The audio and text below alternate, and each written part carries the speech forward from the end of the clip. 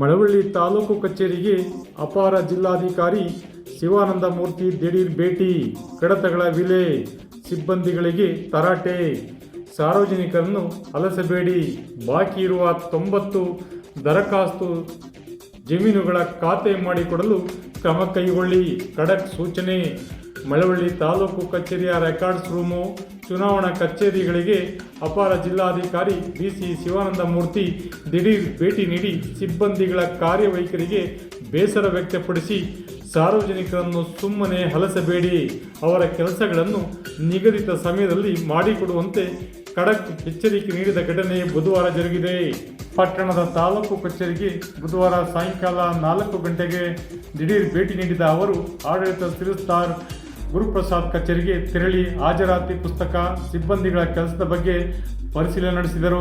ನಂತರ ರೆಕಾರ್ಡ್ಸ್ ರೂಮಿನ ಎಲ್ಲ ಹಳೆಯ ದಾಖಲಾತಿಗಳು, ಡಿಜಿಟಲ್ಕರಣ ವ್ಯವಸ್ಥೆಯ ಬಗ್ಗೆ ಪರಿಶೀಲನೆ ನಡೆಸಿದ ಅವರು, ಸಿಬ್ಬಂದಿಗಳು ನಿಮಗೆ ನೀಡಿರುವ ಸಮಯದಲ್ಲಿ ಗುರಿ ಮುಟ್ಟಲು ಕೆಲಸ ಮಾಡಬೇಕು, ಸಾರ್ವಜನಿಕರು ದಾಖಲಾತಿಯನ್ನು ಕೇಳಿಕೊಂಡು ಬರುವವರಿಗೆ ನಿಗದಿತ ಸಮಯದಲ್ಲಿ ದಾಖಲಾತಿ ನೀಡುವಂತೆ ಅವರು ಖಡಕ್ ಎಚ್ಚರಿಕೆ ನೀಡಿದರು.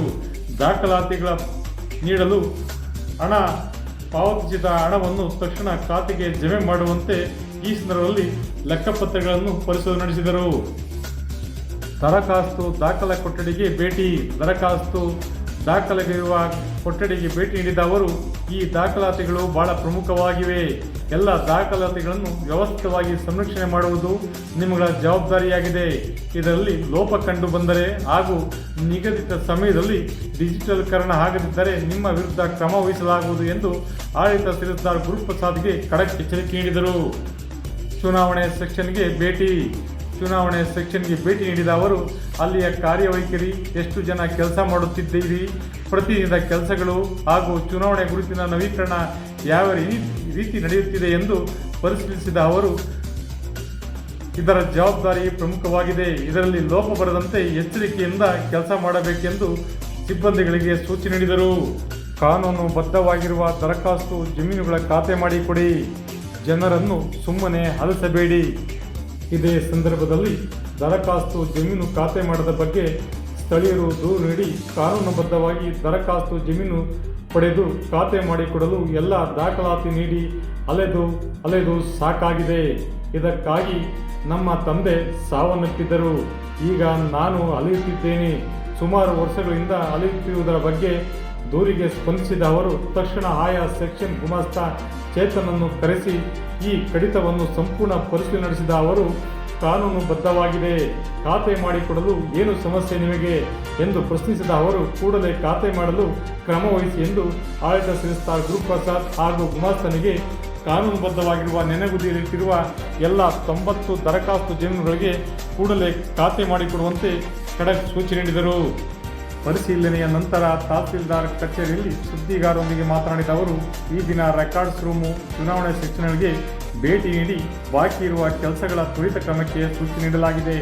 ಈಗಾಗಲೇ ಚುನಾವಣಾ ಆಯೋಗದ ಸೂಚನೆಯಂತೆ ಗುರುತಿನ ಚೀಟಿಯಲ್ಲಿ ಹಳೆಯ ಫೋಟೋವಿದ್ದರೆ ಅದನ್ನು ಬದಲಾಯಿಸಿಕೊಳ್ಳಲು ಈಗಾಗಲೇ 13,000 ಮತದಾರರಿಗೆ ಹಾಜರಾಗಿ ಬದಲಾವಣೆಗೆ ಕಳುಹಿಸಲಾಗಿದೆ. ಬದಲಾವಣೆ ಮಾಡಿಕೊಂಡ ಮತದಾರರ ಅವಕಾಶವನ್ನು ಸದ್ಬಳಕೆ ಮಾಡಿಕೊಳ್ಳುವಂತೆ ಅವರು ಈ ಸಂದರ್ಭದಲ್ಲಿ ಕರೆ ನೀಡಿದರು. ವಿಶೇಷ ವರದಿ ಮಾಗನೂರು ಎಂ ಶಿವಕುಮಾರ್, ಮಾಮರ ಮೀಡಿಯಾ, ಮಳವಳ್ಳಿ. ಬನ್ನಿ ನಾವು ಕೇಳೋಣ ಅಪರ ಜಿಲ್ಲಾಧಿಕಾರಿಗಳ ಸಂದೇಶವನ್ನು.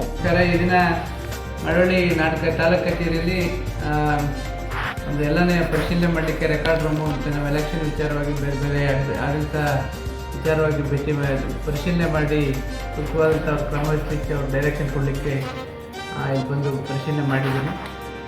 ಎಲ್ಲರೂ ಕೂಡ ಸಂಬಂಧಪಟ್ಟಂತೆ ಏನು ಪೆಂಡೆನ್ಸಿ ಇದೆ ಅದ್ರ ಬಗ್ಗೆ ಕ್ರಮ ವಹಿಸಿರ್ತಕ್ಕಂಥ ಒಂದು ಡೈರೆಕ್ಷನ್ನು ಕೂಡ ಕೊಟ್ಟಿದ್ದೀನಿ. ಈಗಾಗಲೇ ಅವ್ರು ಇರ್ತಕ್ಕಂಥ ಪೆಂಡೆನ್ಸಿನೂ ಕೂಡ ಕ್ಲಿಯರ್ ಮಾಡಿ ಕೂಡ ತಿಳಿಸಿದ್ದೀನಿ.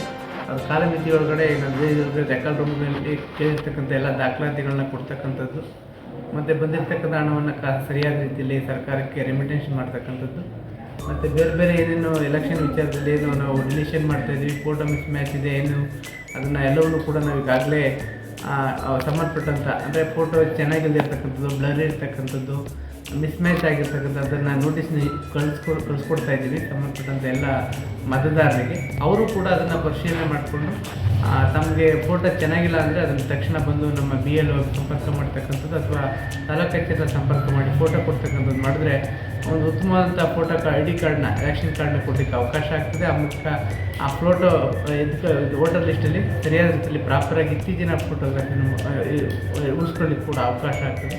ಈ ಮೂಲಕ ಎಲ್ಲ ಸಾರ್ವಜನಿಕರಲ್ಲಿ ಒಂದು ಮನವಿ ಮಾಡ್ತೀನಿ, ದಯವಿಟ್ಟು ಯಾರ್ಯಾರಿಗೆ ನಾವು ಅರ್ಜಿನ ಕಳಿಸ್ಕೊಡ್ತಾ 13,000 ಜನಕ್ಕೆ ನಾವು ಈ ಮಳವಳ್ಳಿ ತಾಲೂಕಿನಲ್ಲಿ ಮಳವಳ್ಳಿ ವಿಧಾನಸಭಾ ಕ್ಷೇತ್ರದಲ್ಲಿ ಕಳಿಸ್ಕೊಡ್ತಾ ಇದ್ದೀವಿ.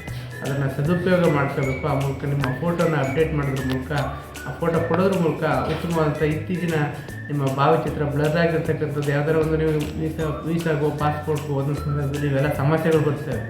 ಮತ್ತು ಬೇರೆ ಬೇರೆ ಎತ್ಕೋದಾಗ ಸಂದರ್ಭದಲ್ಲೂ ಕೂಡ ನಿಮಗೆ ID ಕಾರ್ಡ್ ಕೇಳಿದಾಗ, ಎಲೆಕ್ಷನ್ ID ಕಾರ್ಡ್ ಕೇಳಿದಾಗ ಬರ್ತಕ್ಕಂಥ ಸಮಸ್ಯೆಗಳನ್ನ ನಿವಾರಣೆ ಮಾಡ್ಕೊಳ್ಳಿಕ್ಕೆ ನಾವೇ ವಾಲಂಟ್ರಿಯಾಗಿ ಚುನಾವಣೆ ಆಗಿರೋ ನಿರ್ದೇಶನದ ನಿಮಗೆಲ್ಲರೂ ಕೂಡ ನಿಮ್ಗೆ ಕಳಿಸ್ಕೊಟ್ಟಿದ್ದೀವಿ ನೋಟಿಸ್ನ. ಅದನ್ನು ದಯವಿಟ್ಟು ಅಪ್ಡೇಟ್ ಮಾಡಿಕೊಡಿ. ಫೋಟೋ ಕೊಡೋದ್ರ ಮೂಲಕ BLOನ ಕಾಂಟ್ಯಾಕ್ಟ್ ಮಾಡಿ ಈ ಮೂಲಕ ಎಲ್ಲರಿಗೂ ಕೇಳ್ಕೊಳ್ತೀನಿ. ಧನ್ಯವಾದಗಳು.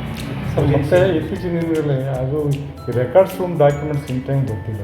ಇಲ್ಲ, ಅದಕ್ಕೆ ಮಾನ್ಯ ಕಂದಾಯ ಸಚಿವರು ಭಾಳ ಪ್ರಾಮುಖ್ಯತೆ ಕೊಟ್ಟು ಈ ಕಾರ್ಯ ನಿರ್ವಹಿಸ್ತಾ ಇದ್ದಾರೆ. ಅದರಲ್ಲೂ ಬಹುಶಃ ಈ ಇತಿಹಾಸದಲ್ಲೇ ಇಷ್ಟೊಂದು ಮಾಸಾಗಿ ರೆಕಾರ್ಡ್ ರೂಮ್ನ ಡಿಜಿಟೈಸೇಷನ್ ಮಾಡ್ತಾ ಇರ್ತಕ್ಕಂಥದ್ದು. ಮತ್ತು ಪ್ರತಿ ರೆಕಾರ್ಡ್ನು ಕೂಡ ಇನ್ನು ಮುಂದೆ ಒಂದು ಬಂದು ರೈತರಿಗೆ ತೊಂದರೆ ಆಗಬಾರ್ದು ಅನ್ನೋ ಕಾರಣಕ್ಕೆ ದಿನನೇ ಅವ್ರಿಗೆ ರೆಕಾರ್ಡ್ ಸಿಗಬೇಕು ಅನ್ನೋ ಕಾರಣಕ್ಕೆ ನಮ್ಮ ರೆಕಾರ್ಡ್ ರೂಮ್ ಸ್ಕ್ಯಾನಿಂಗ್ ಎಲ್ಲ ನಡೀತಾ ಇದೆ. ಅವ್ರಿಗೂ ಕೂಡ ಟಾರ್ಗೆಟ್ನ ಕೊಟ್ಟಿದ್ದಾರೆ. ವಿತಿನ್ ಟೈಮಲ್ಲಿ ನಿಯಮಿತ ಕಾಲಾವಧಿಯಲ್ಲಿ ಮುಗಿಸ್ಬೇಕು ಅಂತ. ಅದು ಕೂಡ 3-4 ತಿಂಗಳು ಅಷ್ಟೇ ಇರ್ತಕ್ಕಂಥದ್ದು. ಇನ್ನು 4ರಿಂದ 5 ತಿಂಗಳೊಳಗಡೆ ಸಂಪೂರ್ಣವಾಗಿ ರೆಕಾರ್ಡ್ ರೂಮ್ ಡಿಜಿಟೈಸೇಷನ್ ಆಗುತ್ತೆ. ಆಗ ರೈತ ಯಾವತ್ತಿನ ಬಂದರೂ ಕೂಡ ಅರ್ಜಿ ಕೊಟ್ಟು 15 ದಿನ ಕಾಯತಕ್ಕಂಥದ್ದು ಅಗತ್ಯತೆ ಇಲ್ಲ. ಯಾವತ್ತು ಬರ್ತಾನೆ ಆವತ್ತೊಂದು ದಿನವೇ ಅವನಿಗೆ ಅವ್ನು ಬೇಕಾಗಿ ಕೇಳಿದಂಥ ಮಾಹಿತಿ ಸಿಗ್ತಕ್ಕಂಥ ವ್ಯವಸ್ಥೆ ಆಗ್ತಾಯಿದೆ. ಸರ್ಕಾರ ಅದನ್ನು ಮಾಡ್ತಾ ಇದೆ. ನಾವು ಎಲ್ಲರೂ ಸೇರಿದಂಗೆ ಜಿಲ್ಲಾಧಿಕಾರಿಗಳು, ನಮ್ಮ ಅಸಿಸ್ಟೆಂಟ್ ಕಮಿಷನರ್, ತಹಸೀಲ್ದಾರ್ ಎಲ್ಲರೂ ಸೇರಿದಂಗೆ ಅವಿರತವಾದಂಥ ಪರಿಶ್ರಮ ಪಟ್ಟು ಇದನ್ನು ಎಲ್ಲರೂ ಕೂಡ ಮಾಡ್ತಾ ಇದ್ದೀವಿ. ಟಾಪ್ ಪ್ರಯಾರಿಟಿ ಕೊಟ್ಟು ರೆಕಾರ್ಡ್ ರೂಮ್ ಸಮಸ್ಯೆ ನೀಗ್ತದೆ ಅಂತಕ್ಕಂಥದ್ದನ್ನ ನಮಗೆ ಹೇಳಲಿಕ್ಕೆ ಇಚ್ಛೆಪಡ್ತೀನಿ. ಸರ್ಕಾರಿ ಜಮೀನುಗಳು ಎಲ್ಲ ಪ್ರಾಪರ್ಲಿ ಚೆನ್ನಾಗಿರ್ತವೆ, ಎಲ್ಲ ಕ್ಲೀನಾಗಿ ಕಾನೂನುಬದ್ಧವಾಗಿ ಎಲ್ಲ ರಿಪೋರ್ಟ್ಗಳು ಹಾಕಿರ್ತಾರೆ, ಎಲ್ಲ ರೆಡಿ ಇರ್ತದೆ. ಅದ ಖಾತೆ ಮಾಡಿಕೊಡೋಕ್ಕೆ ತಿಂಗಳನ್ಗಟ್ಲೆ 6 ತಿಂಗಳು 7 ತಿಂಗಳು ಅಲಿಸ್ತಾರಲ್ಲ, ಏನು ಕಾರಣ ಸರ್? ಇಲ್ಲೀಗಲ್ ಆಗಿದ್ರೆ ಬೇಡ. ನಾನು ತಾವು ಕೇಳ್ತಾ ಇರ್ತಕ್ಕಂಥದ್ದು ಸರಿ ಇದೆ, ಆದರೆ ಪ್ರಸ್ತುತ ದಿನದಲ್ಲಿ ಅದನ್ನು ಕೂಡ ಮಾನ್ಯ ಕಂದಾಯ ಸಚಿವರು ಇಡೀ ರಾಜ್ಯಾದ್ಯಂತ ಅದೊಂದು ಆಂದೋಲನ ರೀತಿ ಹಮ್ಮಿಕೊಂಡಿದ್ದಾರೆ. ಆ ನಿಟ್ಟಿನಲ್ಲಿ ಮಂಡ್ಯ ಜಿಲ್ಲೆಯೂ ಕೂಡ ತುಂಬ ಸ್ಪೀಡಾಗಿ ಕೆಲಸ ಮಾಡ್ತಾ ಇದೆ.